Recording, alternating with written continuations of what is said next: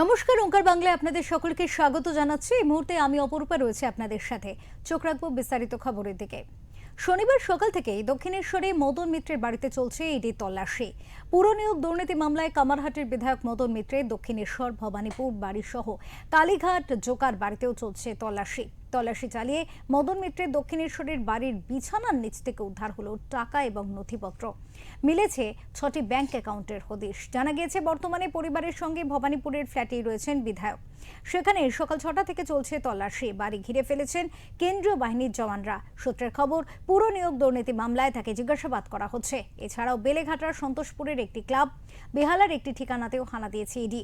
পুরো নিয়োগ দুর্নীতিতে মদনের ভূমিকা খতিয়ে দেখতে এই অভিযান বলে সূত্র মারফত জানা যাচ্ছে। কামারহাটি সহ একাধিক পুরসভায় বিভিন্ন পদে বেআইনিভাবে অযোগ্য প্রার্থীদের নিয়োগের ব্যবস্থা করে দিয়েছিলেন মদন।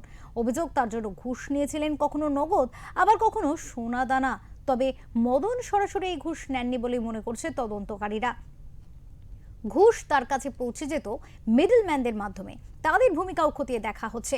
ইডি জানতে পারছে পুরসভায় 125টিরও বেশি বেআইনি নিয়োগের সঙ্গে মদনের যোগ রয়েছে।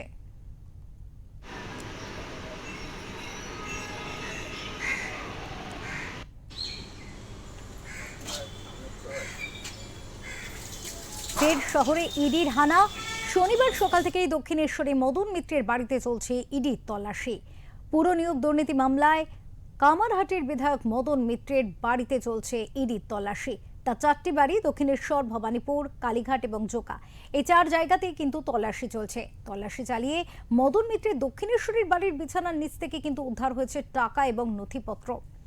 গদির নিচ থেকে মিলেছে টাকা এবং নথিপত্র। 6টি ব্যাংকের অ্যাকাউন্টের হদিশও পাওয়া গিয়েছে।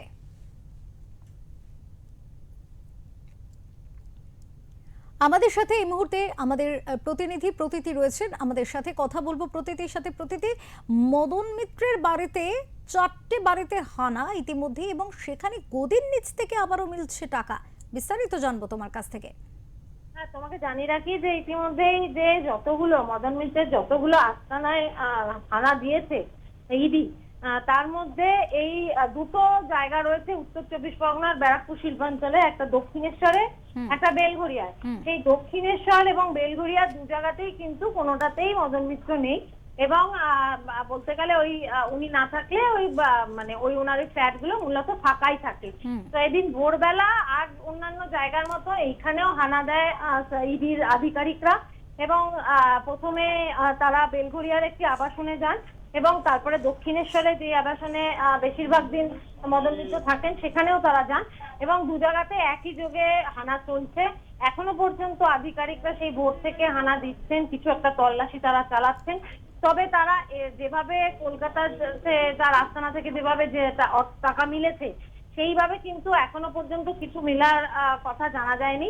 কারণ এখনো পর্যন্ত কিন্তু কোনো আধিকারিক যারা এসছেন তল্লাশি চালাতে, তারা কিন্তু এখনো পর্যন্ত নিচে নেমে আসেননি। সুতরাং এখনো জোর কদমে ভেতরে তল্লাশি চলছে এবং তার এই তালা খুলতে যারা সাহায্য করেছে বা তাদের সঙ্গে কথাবার্তা চলছে, এই পর্যন্তই আমরা জানতে পেরেছি। এবং অন্যান্য এক্ষেত্রে একটা বিষয় উঠে আসছে, মিডলম্যান থিওরি উঠে আসছে, যে তিনি মিডলম্যানদের মারফত কিন্তু টাকা পয়সা নিতেন। এই বিষয়ে কিছু জানতে পারছো? না, এই বিষয়ে এইখানে তোমাকে আমি জানিয়ে রাখি, এই যে দুটি আবাসন যেখানে মদন মিত্র আকছাট থাকতেন, যেহেতু তিনি কামারহাটির বিধায়ক, তাই তিনি এখানেই বেশিরভাগ সময় কাটাতেন।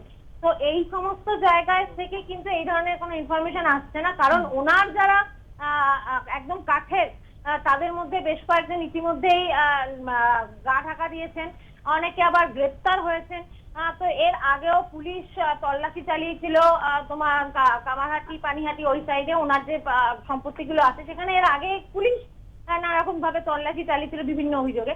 তো সেক্ষেত্রে সেই সমস্ত একদম তার কাছের লোকজনকেও কিন্তু এখন খোঁজ পাওয়া যাচ্ছে না বা দেখা যাচ্ছে না। অনেক ধন্যবাদ প্রতীতি, অনেক ধন্যবাদ।